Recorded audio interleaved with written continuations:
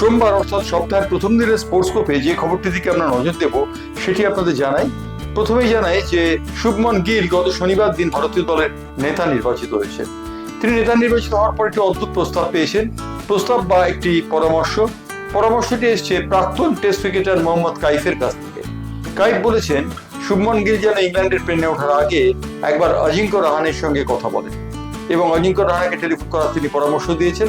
কারণ তিনি বলেছেন অজিঙ্ক্য রাহানে বছর কয়েক আগে অস্ট্রেলিয়া ঠিক একই প্রেক্ষিতে ভারতীয় দলের অধিনায়কের দায়িত্ব নিয়েছিলেন। সুতরাং শুভমন গিলকে তিনি ভালো পরামর্শ দিতে পারবেন। উল্লেখযোগ্য, অস্ট্রেলিয়ায় ভাঙা দল নিয়ে ভারতীয় দল প্রতিদ্বন্দ্বিতা করেছিল অস্ট্রেলিয়ার বিরুদ্ধে এবং অস্ট্রেলিয়া সেই সময় ক্ষুধার্ত শার্দুলের মতো ঝাঁপিয়ে পড়েছিল ভারতীয় দলের উপরে। শুভমন গিলকে কাইফ বলেছেন তিনি যেন অজিঙ্ক্য রাহানের সঙ্গে টেলিফোনে কথা বলেন।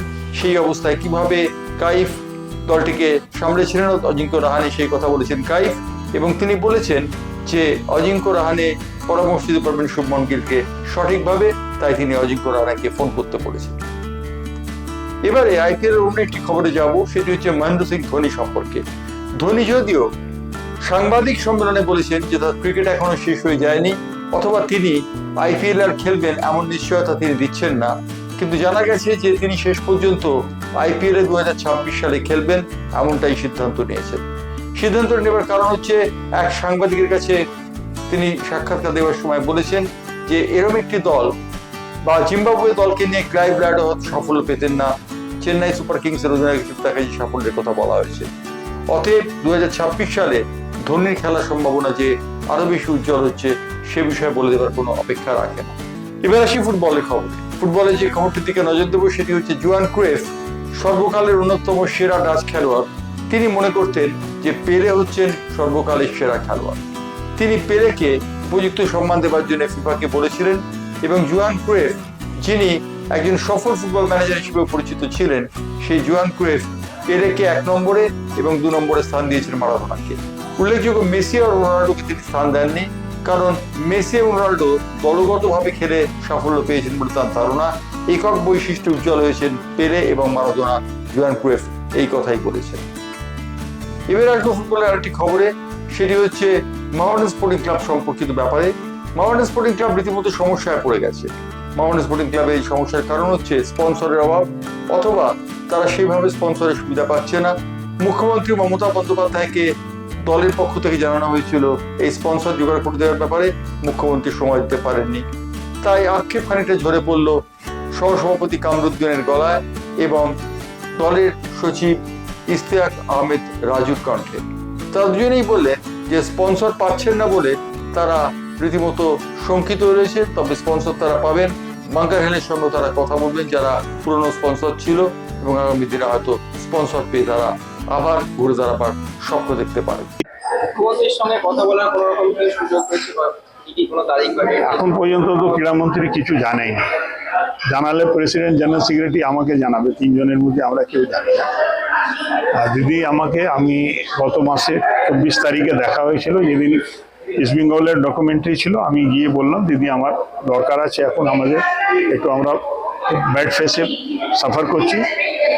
উনি বলেন এখন তো আমি সময় দিতে পারবো না, একটু আমাদের ওই মুর্শিদাবাদ নিয়ে ঝামেলা চলছিল, তো 1 মাস সময় দাও, আমি অরূপকে বলে দেবো। আমি বললাম যে দেরি হয়ে যাবে, বললো না আমি অরূপকে বলে দেবো। এখন মাধ্যম ক্রীড়ামন্ত্রী আছেন, ওনাকে কি ইনস্ট্রাকশন হয়েছে না হয়েছে, আমরা তো আবেদন করেছি, মুখেও করেছি, চিঠিও করেছি। এবারে দেখি কোন দিন টাইম দেওয়া হয়।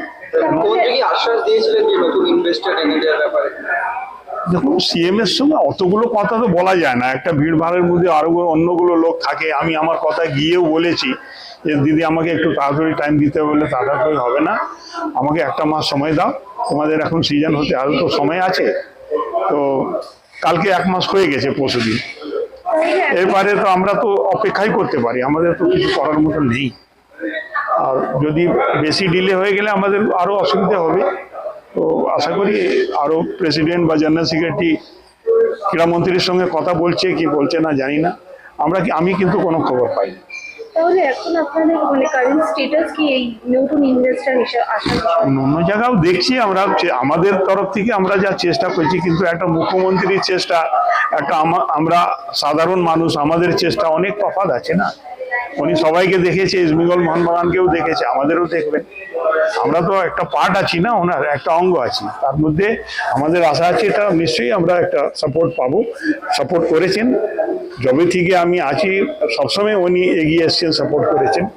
এ সময় আমাদের একটা ব্যাড ফেস চলছে, একটা আমরা এমন লোকের সঙ্গে জুড়ে গেছিলাম যে একটা প্রবলেমের মধ্যে আমরা পড়ে গেছি, অনেক দেনা পাওনা হয়ে গেছে। সেই জিনিসটা নিয়ে একটা কোনো ইনভেস্টর আসার মধ্যে একটু তো প্রবলেম আছে। সৌদি আরবে একজন ইনভেস্টর সে আরব থেকে আসবে কি ইসরায়েল থেকে আসবে সেটা তো পরের ব্যাপার। এখন কোনো কিছু ফাইনাল না হওয়া পর্যন্ত সৌদি আরবকে বলে লাভ নেই। সৌদি আরব এখন লোক গেছে হজ করার জন্য, এখন ওখানে কোনো কাজ আছে। ডুরান্ড কাপ তো আসন্ন, সেটা নিয়ে আপনাদের খেলবে ডুরান্ড কাপ, আমাদের জুনিয়র প্লেয়ার খেলবে, সিনিয়র।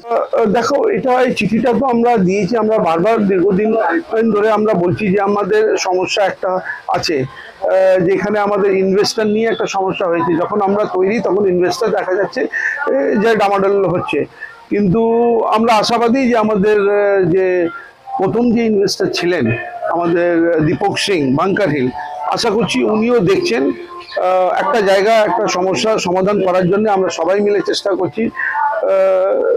সেখানে যদি না হয় তাহলে অন্য কোনো ব্যবস্থা নেব, এবং আমরা সব থেকে বড় আশাবাদী আছি যে মুখ্যমন্ত্রী যদি কোনো হস্তক্ষেপ, ওনারই হস্তক্ষেপে এই কাজটা যদি হতে পারে তাহলে আমার মনে হয় সব থেকে ভালো হয়।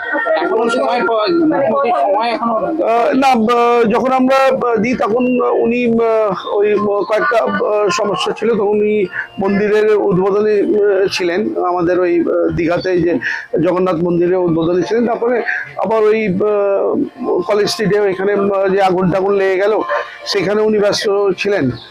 তো হয়তো সময় দেবেন উনি, নিশ্চয়ই দেবেন। আমাদের চিঠি গেছে এবং আমরা ক্রীড়ামন্ত্রীকেও আমরা বলেছি, অরূপ বিশ্বাস মহাশয়কেও আমরা বলেছি যে এটাকে দেখার জন্যে যত তাড়াতাড়ি হয় উনি আমাদেরকে সময় দিতে গেলে আমরা ক্লাবের কয়েকজন গিয়ে আমরা কথা বলে এই সমস্যাটা আমাদের কি করে সমাধান করতে পারেন উনি, এই জন্য আমরা আশাবাদী অনেক।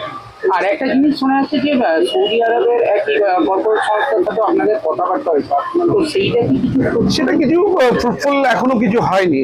সেটা আমি বারবার বলছি যে এর আগে আমাদের ইনভেস্টর বাংকার হিল উনি চেষ্টা করছেন, আপ্রাণ চেষ্টা করছেন উনি যে একটা ভালো ইনভেস্টরকে নিয়ে আসার জন্যে।